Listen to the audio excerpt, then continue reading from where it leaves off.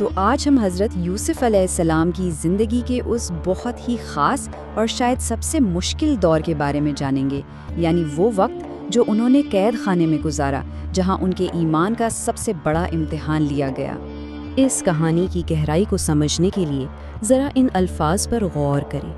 یہ ہمیں قید اور جدائی کے اس گہرے درد کا احساس دلاتے ہیں جو حضرت یوسف کی اس داستان کی بنیاد ہے۔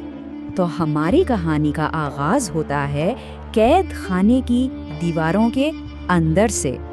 دیکھیے، یہ صرف کوئی عمارت نہیں تھی جس میں سلاخیں لگی ہوں، بلکہ یہ ایک ایسی جگہ تھی جہاں حضرت یوسف کے ایمان، ان کے صبر اور ان کے کردار کو شدید ترین آزمائشوں کا سامنا کرنا پڑا۔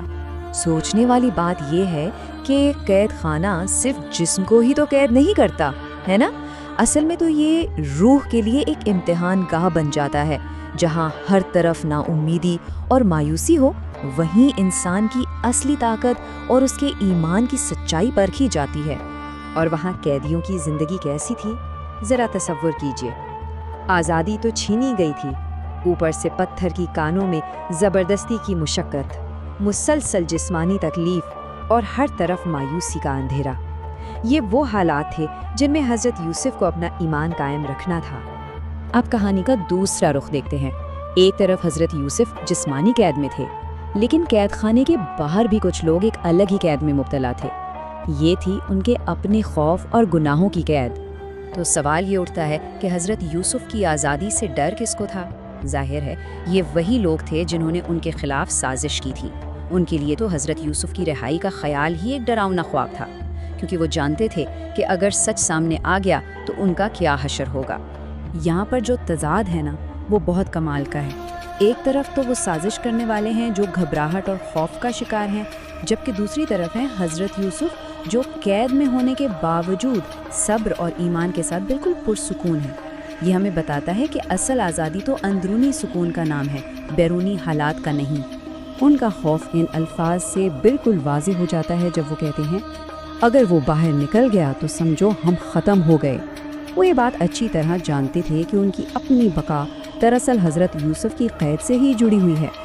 اچھا، یہ سب تو مصر میں ہو رہا تھا، لیکن وہاں سے بہت دور ایک باپ کا دل اپنے بیٹے کی جدائی میں تڑپ رہا تھا۔ حضرت یعقوب علیہ السلام جو ایک الگ ہی اذیت سے گزر رہے تھے۔ کہانی بتاتی ہے کہ حضرت یعقوب علیہ السلام اپنے بیٹے کے غم میں جیسے ڈوب ہی گئے تھے، اور یہ کوئی معمولی دکھ نہیں تھا، یہ ایک ایسا غم تھا جس نے ان کی پوری دنیا کو گھیر لیا تھا، یہاں تک کہ انہوں نے اپنے اس غم کے لیے ایک خاص جگہ بنا لی جسے بیت الحزن کہا جاتا ہے، یعنی غموں کا گھر۔ یہ اس بات کی نشانی ہے کہ ان کا دکھ کتنا گہرا اور ذاتی تھا، ایک ایسی پناہ گاہ جہاں وہ تنہائی میں اپنے بیٹے کو یاد کر کے رویا کرتے تھے۔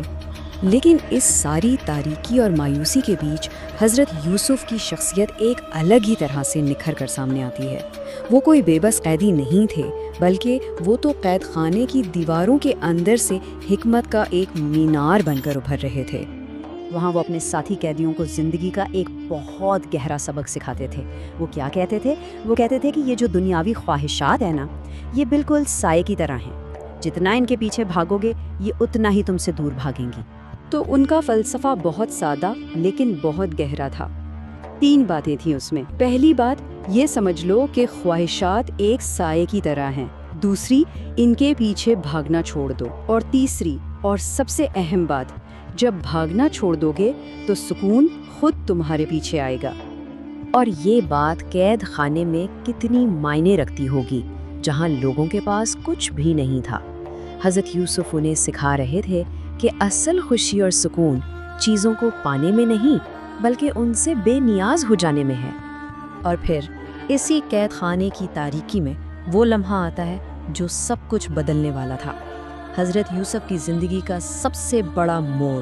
سوچیں، قید خانے کا اندھیرا، تنہائی، اور اسی عالم میں حضرت یوسف پر ایک الہی پیغام نازل ہوتا ہے، ایک ایسا پیغام جو ان کی تقدیر کو ہمیشہ کے لیے بدل دے گا۔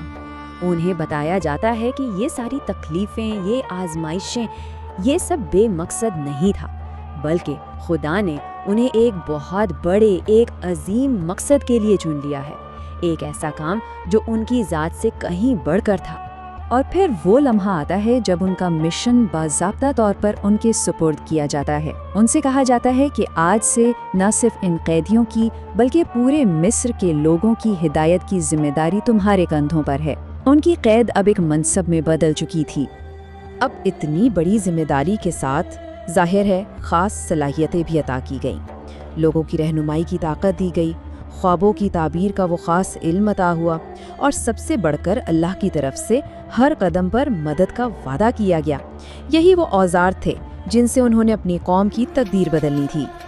اور یہیں پر یہ کہانی ہمیں ایک بہت گہرے سوال کے ساتھ چھوڑ جاتی ہے کہ کیسے ایک تاریک ترین جگہ پر ظاہر ہونے والا ایک الہی مقصد نہ صرف ایک انسان کی تقدیر بلکہ پوری تاریخ کا رخ موڑ سکتا ہے۔